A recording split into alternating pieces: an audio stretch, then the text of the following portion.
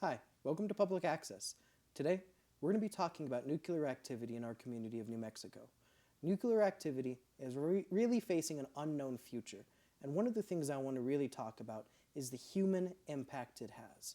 One of the things that concerns me greatly is how here in Albuquerque, in Santa Fe, to Los Alamos, in southern New Mexico, and then all of the tribes surrounding our lands, there is a massive amount of nuclear activity that we don't know what's happening, how it's being cleaned up, how we're moving forward, what the future looks like, and then, of course, what that means for the people, the human effect. Here to talk to me about that very thing is Elizabeth Beecher. Elizabeth Beecher, you were with the group DNA, Demand Nuclear Abolition. Demand Nuclear Abolition. I really like your guys' name. I mean, DNA is a nice name, but I mean, it just straight up says what you want. Demand nuclear abolition. What is the really driving motivation for you to say, I don't want any nuclear activity, I hate this stuff, get it out?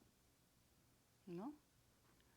From the ground up, and historically, from the ground up, it's just a big mess, and it was meant to stay in the ground. You know, those are the lands that were off limits by Native people. Just don't go over there. And over time, what inventions, like what can we do with this stuff, and brought us here. But we're in New Mexico, and there's been so much uranium mining, and it hasn't been cleaned up. There's all these abandoned uranium mines, and it's in the air, in the soil, water, in various locations, usually near populations that are vulnerable, indigenous peoples and so on. So there you go. Well, you talk. I like the way you phrase that. It just wasn't meant to come out of the ground. It was in there. We should leave it there. You grew up in the Laguna Pueblo. That is a place with a lot of nuclear activity there, and you saw it change kind of within your lifetime of what was happening there. Can you tell me a little bit about that experience growing up in Laguna? Well, yeah. First, I didn't grow up in Laguna. My mother was born in New Mexico, and she left when she was a baby back to Oklahoma. So I grew up in Oklahoma, but we would visit frequently, you know.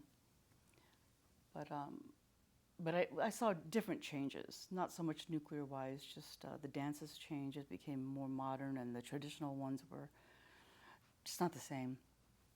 But I think it's when I moved back to New Mexico 11 years ago. I eventually stayed with my uncle in the village of Powati. That's one of the 7 villages of Laguna. And I never really spent time there before, ever, you know, until I started assisting to take care of him. He was a uranium miner at the Jackpile mine, which is right there in Powati. And I didn't know, and he didn't talk about it. And my aunt, his wife, my mother's older sister, was a uranium miner, and she had passed away a few months before I came back to New Mexico. So here I am taking care of him because he was a uranium miner, and his lungs are shutting down little by little. And that's all I know. Nobody really talked about it. Eventually he would tell me little stories, you know. But his lungs were shutting down because of his time mining in... Yes, breathing in the dust, you know, it puts, what is that stuff called? I should know that by now. Is it the kind of yellow cake that just kind of coats into your lungs? That's right. That's right. It's just, it's a slow buildup. It takes your lungs out little by little till you have no capacity to breathe anymore. So eventually his struggle for breathing is going to increase. And eventually he'll stop breathing. That's what that is. And how did they know about those risks when he was mining at the time? Was that something they told him? Was that like how do you even come to that point, and what's the care like once you're already in that position? Well, it's too late. He's worked in various mines, uranium mines throughout the United States, and there in Powati, they were offered jobs. That was the perk. Oh, let us mine here, and then we'll give you jobs, without saying anything about the dangers of radiation. And it was known at the time that there was danger. The workers are expendable. basically. What was that kind of realization you had then? You come back here, you're living here now for about 11 years ago. You're watching your uncle kind of struggle just to come to the end of his life because of the choices he made in helping the community when they said, hey, do you want a job mining? He went and said, sure, I'll take your job mining. Now his lungs are giving out. What's that experience been like living out there in Laguna? I mean, what about that really started to change your perspective? Well, it's the stories he would tell me little by little. We drive by. There's the jackpot mine. They tried to turn it back into a mesa or how it looked before. It doesn't. But one thing that stands out, and then across the street, he said that's where the scientists lived. And all you see left are just the cement foundations. He said when they left, they came and took all the structures away. And he didn't know why. And at the time, I didn't know why, because nobody talked about it, And the stories he would say, when he was working at the Jack Pile mine, they would take a lunch break, and they were right there with all the activity and the yellow cake, and they would be eating. And some of the people from the corporate would come to check on them sometimes, but they'd be wearing these suits like they were going to outer space. And they would just look at them and think they were crazy. And they were never told why they were wearing, why are you wearing those? And so they would come by to monitor the space during the cleanup, measure what was being left, and they were just in their jeans, eating their lunches next to people in full hazmat suits. They weren't even there to do the cleanup yet. This is while they were actually working the Jack Pile mine with the yellow cake. Yeah, they were just having their lunch right there. They're eating their sandwiches, and the corporate, whoever would come in full gear to protect themselves from the radiation. And there's a lack of accountability there for sure. Of the companies that came through and what they've been asked to do post work on that. Is that kind of what your activism has kind of been about? Is the accountability aspect to this? Actually, my activism came later. It was towards the end of the 3 years I was taking care of my uncle before his daughter moved back.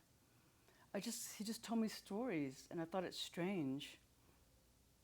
It was after I left where I started at work at, which my tribe helped me move back to Albuquerque, where I'm at now as a studio. So I was going to start at UNM, And one of the classes I took as a peace studies minor was Nuclear New Mexico. And that's where my eyes were opened. And there was a lot about the story and the history of the nuclear New Mexico Manhattan Project, on down the Trinity bomb, the test, So that has to be a pretty incredible experience to come back. You see your family struggling from the exposure to uranium, and you decide to go back to school, and now you're studying the consequences of this. And one of the professors that you were working with at that time is part of this organization now, if I'm correct. And yes, she started the nuclear study group with another associate, and then it's become transferred to DNA last year. It's turned to DNA, Demand Nuclear Abolition, 2 years ago. Became in 2022 DNA. And after I graduated, I was always, since I took her courses, it opened my eyes. I'm like, I lived next to the Jack Pile mine, and I was learning about it more and the effects. And that explained why whenever I would go out there every weekend, I could taste a metallic flavor in my mouth. It was in the air, But so the DNA, I was asked to join the DNA study group. Right away I said yes, because we were involved. And that happened at the time last year at the Roundhouse when it was time to push SB 53 through to stop this company from bringing all the nuclear waste from the nuclear power plants to New Mexico, as if we haven't had enough. And so they have been at this for some time as a collective with other grassroots organizations all throughout New Mexico. And even the 19 Pueblo Council was involved in getting the SB 53 pushed through. And so I just jumped right in, hit the ground running. I was able to speak in some of those committees like I was asked to. And it passed. And one of our core group members, been around for a while in different capacities throughout Albuquerque, helping the social justice movements and so on. She's like, I'm not used to winning. It was just an incredible breakthrough, and it came just in time, as more bills are being passed to pass the... It's not an easy fight to be fighting for. The people you're fighting against are very invested into you losing. Just recently, we figured out that there is a lot of uranium sitting in the bosque, at least the potential for it, and it's actually currently to standard, the possibility of that going wrong and near the Los Alamos area. But if a fire breaks out, all of that can be released into the air again. That can be breathed in again. And there are scientists there in the Los Alamos region who are worried about that. They're saying this could be a real issue. But, it's to standards right now. The standards are set that it's good enough. The people who would have to pay for all of that to be cleaned up, they say it's good enough. How do you win those kind of fights of accountability? Because that seems to be what the big fight in uranium is accountability. Yes, unfortunately, they don't hold themselves accountable. They back but each they're other. asked to. They back each other up. Yeah. The NRC is supposed to be for safety, but they're not really. They're PR for these big corporations that come in and build nuclear power plants. Permits are just given freely, basically, to dig up more. We're up against the big boys, the military-industrial complex, and grassroots, we are volunteers, and we're up against people who are paid to be where they are, a lot of money, even the lobbyists. All you do is just, as a collective, you do everything you can in between your job or whatever, extra time on your hands. But what I noticed, we got the SB 53 pushed through. They've been trying for 6 years. It's when we networked with social media, and this was it. It's all about together. We're stronger together kind of thing. And I saw that as the main force that pushed it through. But of all the organizations that at that time, last year, DNA is the only one being sued by Holtec. Really? Yes, we're a nonprofit, and now I think we're just 13 core member groups with a large following. But that shows you what you can do if you have. Our group, our core group, is a collective. Yeah. Different genres of people and students, and just this little powerhouse. It's social media savvy. But it tells me that you're a threat to them, or at least they feel like you're a threat to them. Exactly. I don't want to speak about it too much. I don't want to get you guys in trouble if you're facing lawsuit. But that has to face. I'm innocent, I swear. Well, it has to feel somewhat surreal to have, like you said, this is your personal time of being an activist, and you have massive entities that are asking you very aggressively to stop your activism. That has to feel intimidating. That has to feel like people don't want you fighting for your community. That has to be discouraging in its own way, but you don't sound very discouraged. No, I grew up around all that. Back in Oklahoma, my mother and father were Native activists. So I grew up around that whole atmosphere. My mother was a tremendous fundraiser. If she needed money, she would call Bonnie Raitt, and they put together a concert with other musicians, and boom, $1 million. I was just hanging out, it was like, it didn't dawn on me, but somehow just being around that atmosphere and seeing their fierceness, and perseverance, I seen what they did, and this from day one didn't intimidate me at all. It's just because I think I've got nothing to hide. I'm Mother Earth. This is my home, all of our home as a collective, And this was a slow build, and UNM, the 2 courses I took there on the nuclear issue, really strengthened me, opened my eyes, and connected me with other grassroots organizations. And as a collective, we all work together. So not only am I with DNA officially, yes, but I also assist. I'm invited by the Veterans for Peace. They adopted me. I'm not a veteran. Because the one that started the chapter here, my mentor, Sally Alice Thompson, and we recently had her end of her life celebration. You know, she lived to be 100, almost 101, and she hung in there because she wanted so much to see the beginning of the end of war and nuclear anything. But we're carrying that on, as well as other organizations that have been at this for decades. But this is it. I think we've reached a crescendo. Now we have generations, not just here, but globally. The nuclear issue that we're dealing with now began in New Mexico. You know, the Manhattan Project, it began here. And now it's a global issue. And I believe with all my heart, it must end here. And it will end here. That's an incredible thing to, I think, kind of say, right? I mean, it's the end to it. And I like the idea that you put, it's always this described to me as this, you know, you can't put it back in the bottle. It's a genie you can't put back in. It's kind of too late. Our enemies have it, you know, it's already out there. We need to make sure we have an understanding and a grasp of it. I hear that a lot. That's the defense, at least, of keeping this industry alive, keeping the science alive, keeping the military applications of this alive. But I understand that in kind of your own context, you're looking at, I mean, you know, when you look at the death button that we've created with nuclear activity, it's really is a button that just says destroy planet Earth. And I can't really be mad at anyone who just says, I hate that button. That's not a good button. And I have to imagine it is discouraging that you seem to be talking to a world that doesn't think we need to get rid of the death button. That's a good thing to keep around in case you need it. I use a lot of visualization and humor.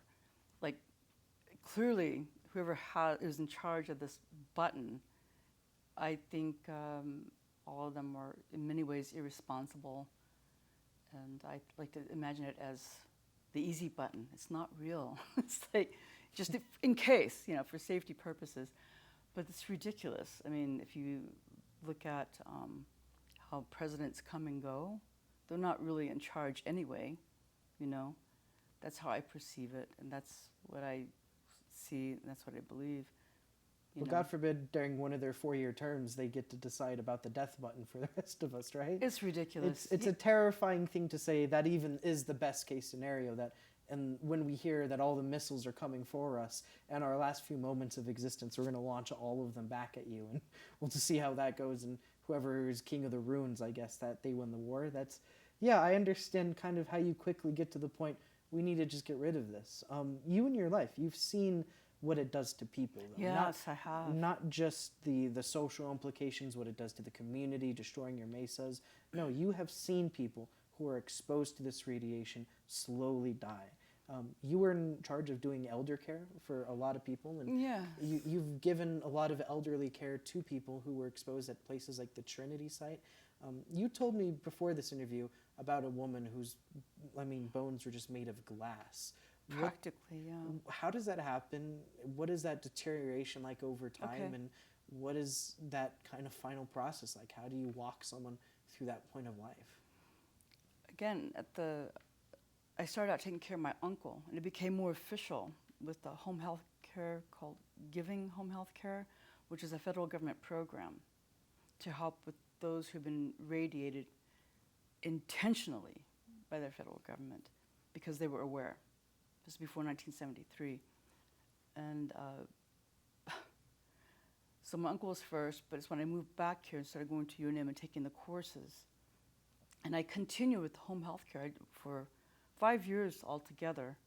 And the company just kept putting me with more patients. All had in common being radiated by the federal government intentionally. One patient was Air Force, top secret stuff, in his 80s and could no longer remember much of anything.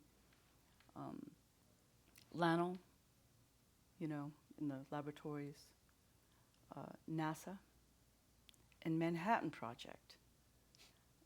My Manhattan Project patient, the main thing I was told was, do not let her fall. She has severe osteoporosis, and if she falls, she'll break like glass. I'm like, okay. Literally, I was right there with her 8 hours a day, and she was sitting at the table right near me when I'm cooking. You know, she almost fell a few times, but she's right there with me. But I'm like, this could happen any time. So I really had to be with her at all moments for over a year, every weekend, Friday, Saturday, and Sunday. And but sitting across from me, you could literally hear her bones just cracking, just sitting there, movements. Just I had to really be careful with her, you know. But she was like a child again, you know, because of her condition, you know, of vascular dementia. But what happened to her happened in the Manhattan Project. Of course, it was top secret.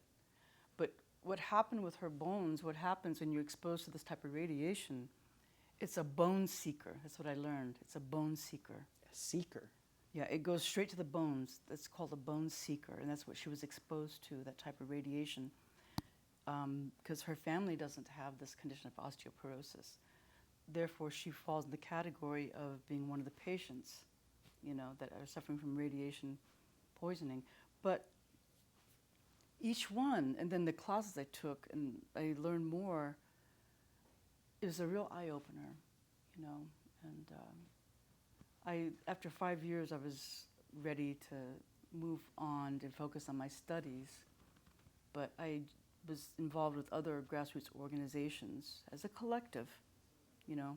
Somewhere along the lines, a lot of the grassroots organizations, we intersect with each other with this issue that's global, you know. And so it was a real eye-opener, and it's been, and then with Sally Alice as my mentor, you know, I had decided to become a peace activist like her, but I changed it to maker. So if you ask me what I do, I'm a peacemaker and a poet. There you go. And you know, I've seen you give poetry before. You give some pretty good poetry, and maybe one of the last things I'd really like to ask you about is you went to a DNA event recently, and there they had different speakers and musicians playing. Yes, yes. Again, just really raising awareness for the anti-nuclear activist cause. And in your poetry, you said something I haven't really heard before, but I've heard this idea uttered, which is "Don't bomb the moon." Oh. You know, that is something that is suggested for scientific purposes, for testing weapons or seeing what the moon even does if we do bomb it.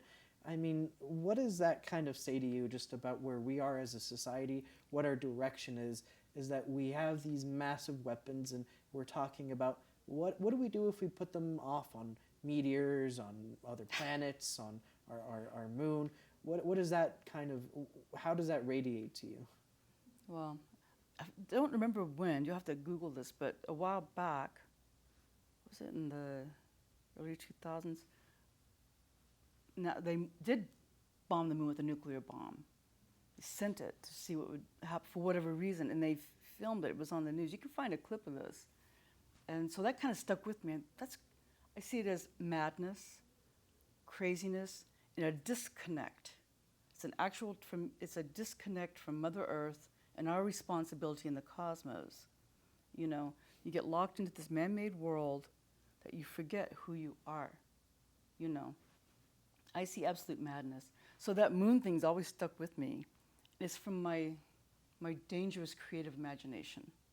That's where that comes from. I just wanted to create a message of how ridiculous, you know, and mad this whole nuclear issue is, and that was so, because they're going to be digging up more. Because nuclear energy is green energy, and it's not. There's alternatives. Even to lithium, there's alternatives. It's just, it's utter madness. So it was my message to basically say stop, and to show a counteraction between how far we can go. And already there's other countries on the moon planning to mine it. They're looking for more stuff to dig up, and it's you're not calling, you're not listening, you know, to indigenous voices, you know. For me, we are all indigenous. If you're on Mother Earth, you're indigenous to her. She's our original mother. But the indigenous voice that we need are the ones, the indigenous people that are still connected to Mother Earth, you know, who are still part of their land, and are some of the people, indigenous peoples, are battling the very beast that we're talking about, and it is in a sense. And they're still connected to the cosmos, like in Peru and so on, in different parts of the world. That's the indigenous roundtable we need next to the Oval Office. And they, I believe, should have the final say-so on this selling of the land, you know, here in the United States. I mean, other countries are buying up, and that old mining law that's free for all, just put your stake up and you can mine. That's antiquated, and that old mining law must end, you know, too. There's a lot of changes that have to be made, you know. I also believe that the voice of the artists are going to rise up, because that's where the vision is. That's where the new ideas are. And it was squelched back in the 80s, you know, because the artist's voice was getting strong, you know, and they're making a living doing their art. So it's time, just like in the old Algonquin days in the tribal government. Whenever they had difficulties trying to make a decision, they'd call upon the artists, because the artisans had the new ideas, and they were the visionaries, and they could solve problems when they called upon the artists. There's so much that the so-called country is founded on, you know, native principles and so on. The transcendentalists were in there too, you know, the founders of the 13 colonies and stuff. You know, the history, it's all documented. Even the whole nuclear issue and the dangers of it, it's documented. There's too much proof. There is far too much proof. And what we're seeing is just greed. It's big business corporations behind Congress, behind law, and anything behind green energy is the military-industrial complex. It goes hand in hand.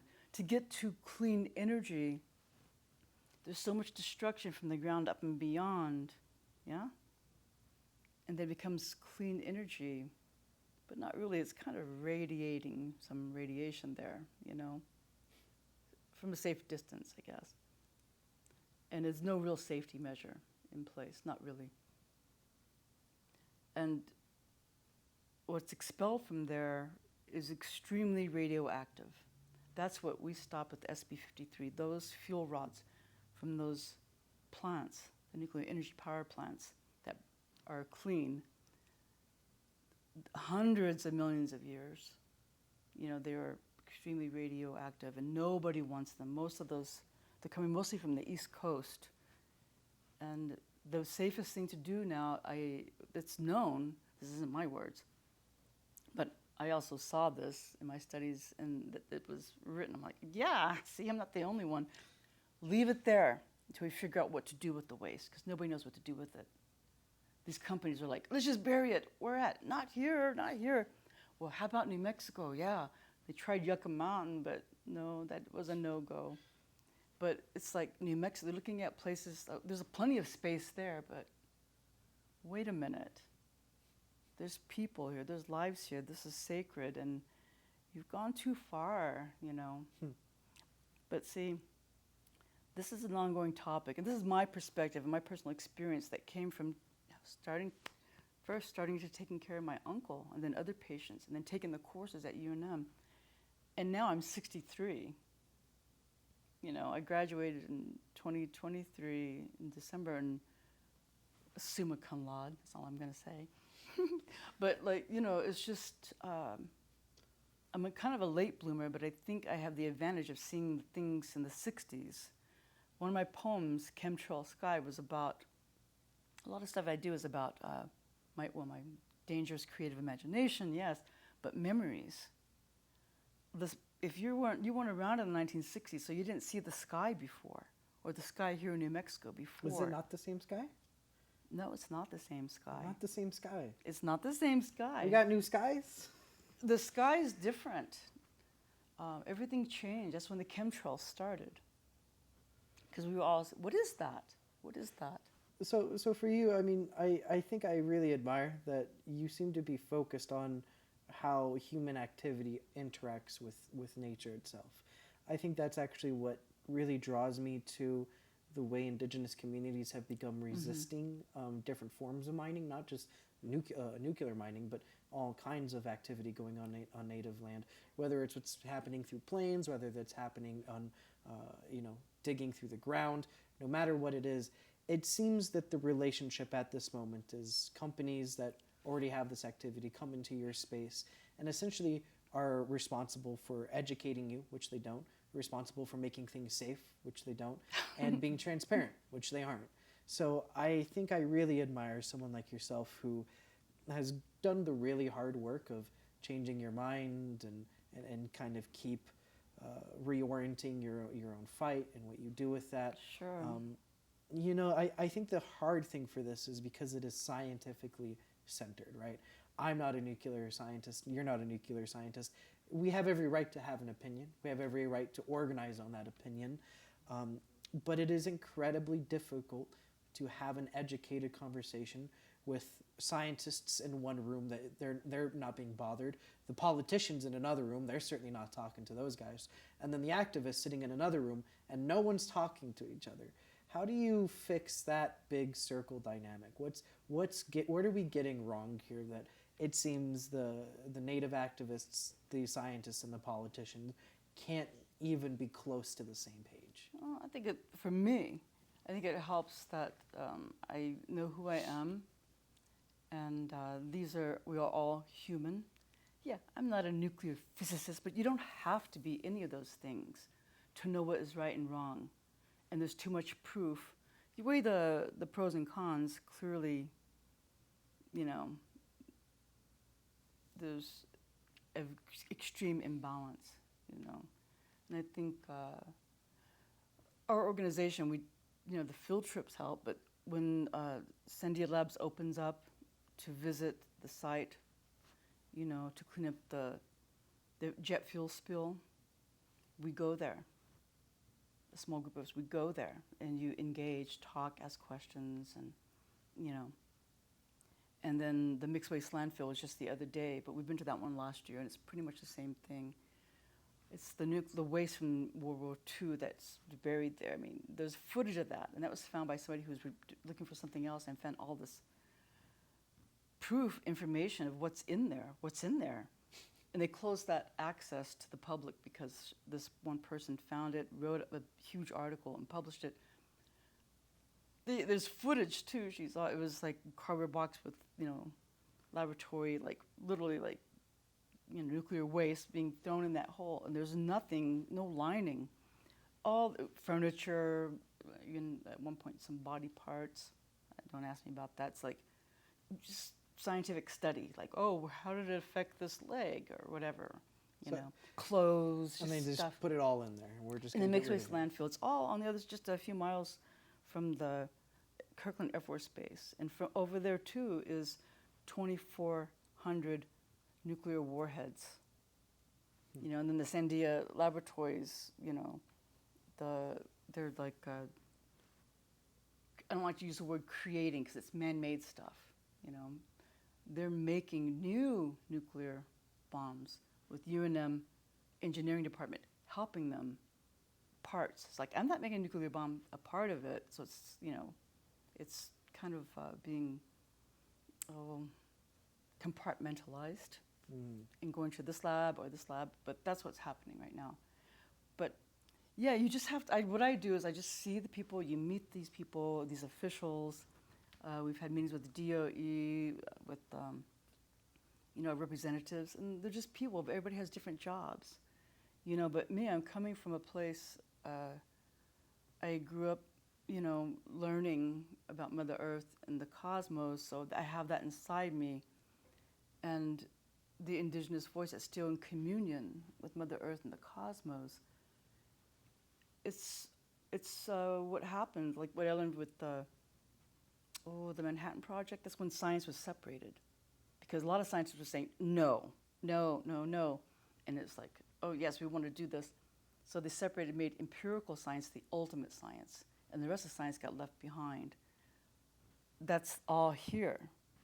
This is a tool for the head, but it's not. This is the boss. This is the tool of the boss. It's time to return home to love, get back to the garden, remember our place amongst the cosmos, and it's time. Because I'll tell you right now, Mother Earth has been dreaming for a long time, eons of time-space, space-time.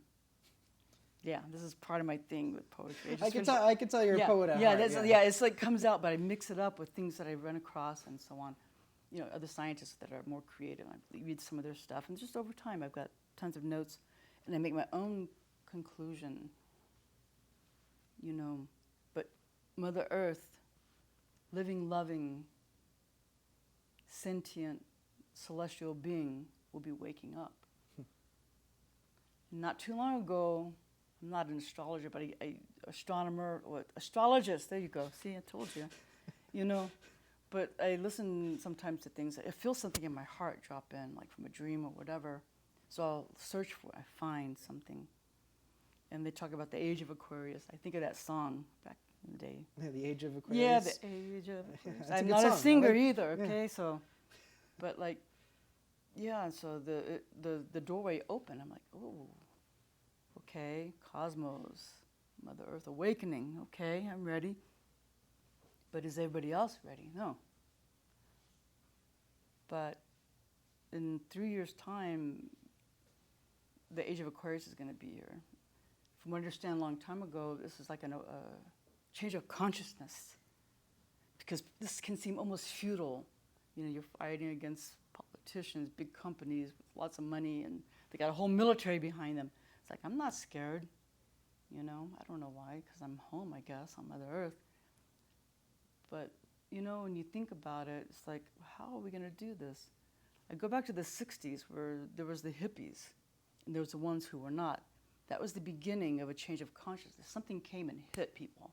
You either felt it and were transformed, or you didn't. That's what I saw as a kid. I was like a little hippie kid. My parents were like, I don't know what to do with her.